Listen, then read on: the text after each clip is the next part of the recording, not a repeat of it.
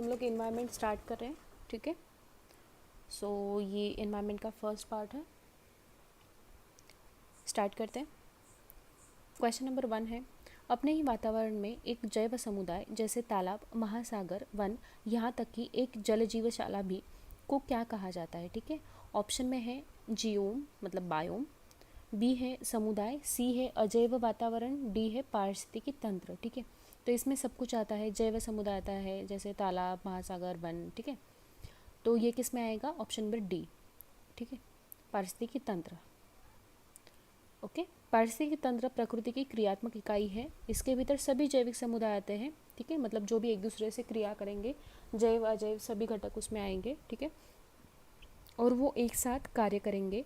भौतिक पर्यावरण मतलब अजैविक घटक के साथ भी पारस्परिक क्रिया करते हैं, और उसमें ऊर्जा का प्रवाह भी सम्मिलित होता है। मतलब ऊर्जा का प्रवाह तो सबको पता होगा कि वो वन डायरेक्शनल होता है, ठीक है।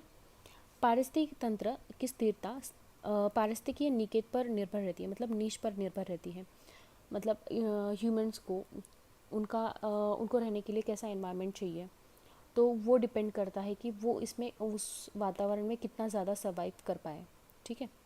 जैसे कि अभी कोई मतलब एक टाइगर है, तो उसको कैसा फॉरेस्ट चाहिए या कैसा एरिया चाहिए रहने के लिए, उसको जो उसका शिकार रहेगा वो वहाँ पे मिल रहा है कि नहीं, वहाँ पे पानी है कि नहीं जैसा उसको चाहिए, या वहाँ का क्लाइमेट, बहुत सारी चीज़ें मैटर करती है।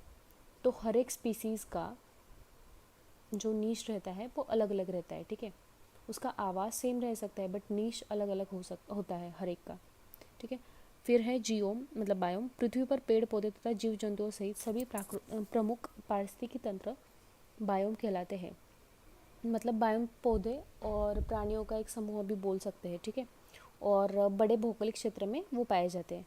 और समुदाय क्या रहता है, किसी निश्चित क्षेत्र में रहने वाली विभिन्न प्रजातियों का समूह वो समुदाय कहलाता है, ठीक है। मतलब जीव से होती है जनसंख्या, और विभिन्न जनसंख्या से समुदाय बनता है, ठीक है। नेक्स्ट है, जैवमंडल की संरचनात्मक और प्रकारात्मक इकाई क्या है। हम लोग ने इसके पहले क्वेश्चन में ही देखा था। इसका ऑप्शन है option number A ecotone, B है पारिस्थितिकी तंत्र, सी है बायोटोप और डी है जियोम। तो इसका ऑप्शन होगा बी पारिस्थितिकी तंत्र, ठीक है। नेक्स्ट ऑप्शन है आंसर इसका बी, पृथ्वी पर विद्यमान सभी जीवन क्षेत्रों को सामूहिक रूप से जैवमंडल कहा जाता है। आपस में एक दूसरे के साथ और अपने भौतिक वातावरण के साथ भी वो सन्निकट संबंध स्थापित करते हैं, ठीक है। मतलब कि अजैव और जैव घटक दोनों एक दूसरे पर डिपेंड होते हैं, ठीक है। फिर जैवमंडलीय इकाई को पारिस्थितिकी कहा जाता है, और पारिस्थितिकी जैवमंडल की स्वसक्षम इकाई है, ठीक है। इसलिए पारिस्थितिकी को जैवमंडल की संरचनात्मक और प्रकारात्मक इकाई के रूप में परिभाषित किया जाता है, ठीक है। नेक्स्ट क्वेश्चन है, निम्नलिखित बायोम को भूमध्य रेखा से ध्रुवों की ओर व्यवस्थित कीजिए, ठीक है। फर्स्ट है सवाना, सेकंड है प्रेरी, थर्ड है टुंड्रा, फोर्थ है टैगा, ठीक है। तो ये हमेशा बात ध्यान में रखो कि अगर कन्फ्यूजन होगा तो टैगा और टुंड्रा में टैगा और टुंड्रा अल्फ़ाबेटिकली उनको अरेंज करना है, तो टैगा फर्स्ट आएगा और टुंड्रा बाद में। तो 4 के बाद 3 कौन सा ऑप्शन में, सी ऑप्शन में, ठीक है। तो सी ऑप्शन होगा savanna, prairie, taiga and tundra, ठीक है। देखो savanna, prairie, taiga and tundra. Next question है, निम्नलिखित में से कौन जैव समुदाय की स्थिरता की विशेषताएं है। फर्स्ट है उत्पादकता में वर्ष दर वर्ष स्थिरता, मतलब जो भी उत्पादकता होगी वहाँ पे, ठीक है, वो जैव समुदाय में, तो वो सेम ही होनी चाहिए, ठीक है, मतलब लगभग सेम होनी चाहिए। सेकेंड है समय समय पर आने वाली बाधाओं के लिए प्रतिरोधकता या लचीलापन होना चाहिए, ठीक है। मतलब कोई भी मैन मेड या नेचुरल कैलेमिटीज़ आएगी तो उसमें भी वो स्पीसीज़ अच्छे से रह पाए, ठीक है। थर्ड है विदेशी प्रजातियों का आक्रमण का प्रतिरोध, मतलब कोई भी विदेशी प्रजाति उनके साथ आएगी तो उनके साथ प्रतिरोध क्षमता उनमें होनी चाहिए, ठीक है। तो इसके लिए मुझे लग रहा है कि ऑप्शन डी होगा 1, 2, 3, ठीक है, ऑप्शन डी सही है। जैविक समुदाय की स्थिरता की विशेषताएं वही दिया है कि स्थिर समुदाय की उत्पादकता में वर्ष दर वर्ष अंतर अधिक नहीं होना चाहिए, समय समय पर आने वाली प्राकृतिक या मानव निर्मित बाधाओं को रोकने वाला होना चाहिए, मतलब उनमें प्रतिरोधकता और लचीलापन होना चाहिए, और विदेशी प्रजातियों के आक्रमण को रोकने वाला भी होना चाहिए, ठीक है। नेक्स्ट क्वेश्चन है, निम्नलिखित कथनों पर विचार कीजिए। फर्स्ट है संक्रामिका मतलब इकोटोन एक अवस्थान्तर क्षेत्र है जहाँ दो प्राणी समुदाय मिलते हैं और एकीकृत होते हैं, ठीक है। ये तो सही बात है। संक्रामिका मतलब जैसे कि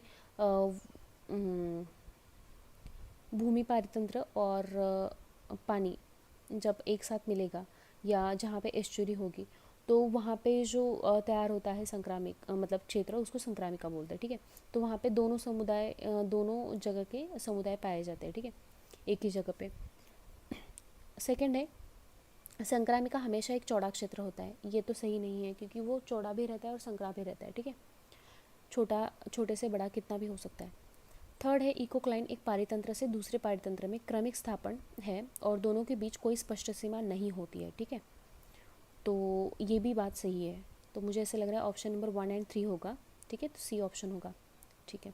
संक्रामिका अक्सर इकोक्लाइन से जुड़ी होती है। इकोलाइन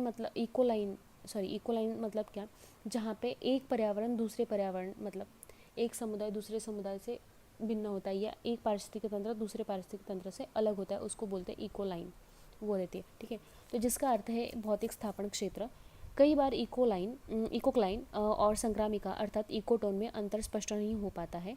एक इकोक्लाइन रासायनिक रूप से पीएच या लवणता अंतर या दो पारितंत्रों के बीच सूक्ष्मता से किसी संक्रामिका की शुरुआत कर सकता है, ठीक है। मतलब जैसे ही लैंड खत्म हुआ एस्चुरी स्टार्ट हो गई, ठीक है, तो उसको बोलेंगे संक्रामिका।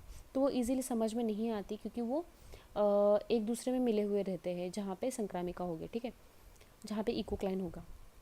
संक्रामिका पतली या चौड़ी हो सकती है, ठीक है, इसके लिए सेकंड गलत था। एक इकोक्लाइन पर्यावरण का भौतिक रासायनिक परिवर्तित रूप है और जो जीवन और किसी प्रजाति की उपस्थिति या अनुपस्थिति पर निर्भर करता है। और इकोक्लाइन थर्मोक्लाइन भी हो सकती है, कीमोक्लाइन भी हो सकती है, हेलोक्लाइन और पाइनोक्लाइन। मतलब ये सब क्या है, क्लाइन वाले। थर्मोक्लाइन मतलब क्या, जहाँ पे टेम्परेचर मतलब एक लेवल के बाद डिफरेंट हो जाता है, या उसके बाद में है कि लवणता या घनता जिस लेवल से अलग हो जाती है तो उसको बोलते हैं, जो ये क्लाइन वाली सभी है। तो इकोक्लाइन भी उनको भी इकोक्लाइन बोल सकते हैं हम लोग, ठीक है। नेक्स्ट क्वेश्चन है, ठीक है। तो आज के लिए इतना ही है, ठीक है। तो इन्वायरमेंट का नेक्स्ट पार्ट जल्दी बाद में अपलोड कर दूँगी। और प्लीज़ आपके फ्रेंड्स में ये वीडियो शेयर कीजिए, मेरे चैनल को सब्सक्राइब कीजिए और